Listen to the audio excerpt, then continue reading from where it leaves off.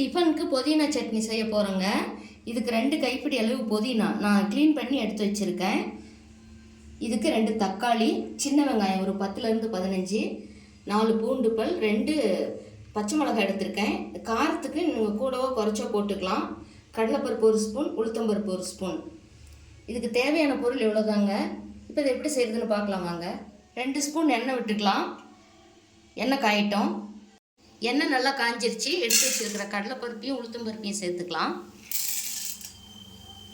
இதுக்கு நான் பச்சை மிளகா தாங்க சேர்த்துறேன். நீங்கள் வரமிளகா வேணாலும் சேர்த்துக்கலாம். இது ஒன்று அது ஒன்று சேர்த்துக்கலாம். நான் பச்சை மிளகா மட்டும் சேர்த்துறேன். இந்த பருப்பு கொஞ்சம் செவந்து வரட்டும். ஏன்னா இந்த டைமுக்கு பச்சை மிளகாய் போட்டோமா வெடிக்கும்.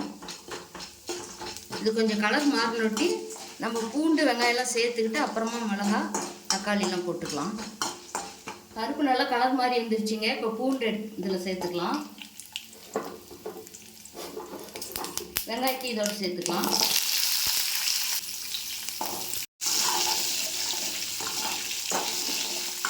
இந்த வெங்காயம் பூண்டெல்லாம் பாதி வதங்கி வந்தால் போதும். ஒரு 2 நிமிஷம் வதங்கட்டும்.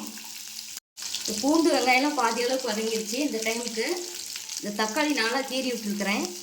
இது இதோட வச்சுக்கலாம். இந்த பச்சை மிளகாய் 2 இதில் சேர்த்துக்கலாம். இது கொஞ்ச நேரம் அப்படியே வதங்கட்டும். இந்த தக்காளி பாருங்கள் நல்லா வதங்கி வந்திருக்கு. இந்த டைமுக்கு நம்ம எடுத்து வச்சுருக்கிற புதினாவை சேர்த்துக்கலாம்.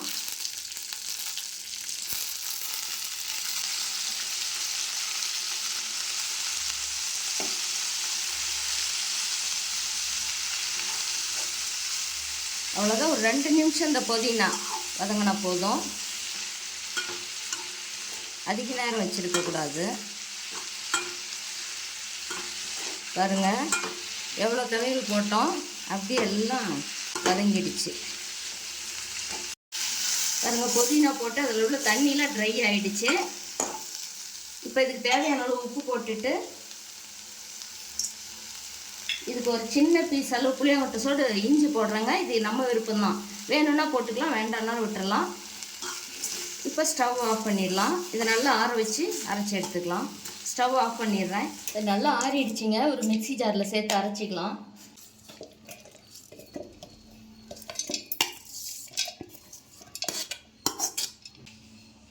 இதை அரைச்சி எடுத்துக்கலாம்.